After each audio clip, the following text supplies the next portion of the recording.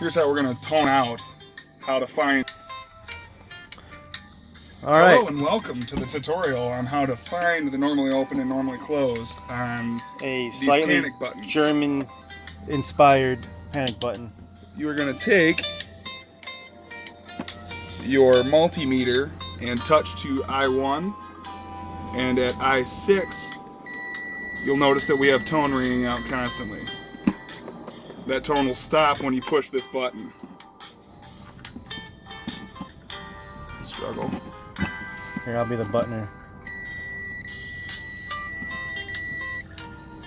Now, to go normally open, you're going to go from I1 to I2.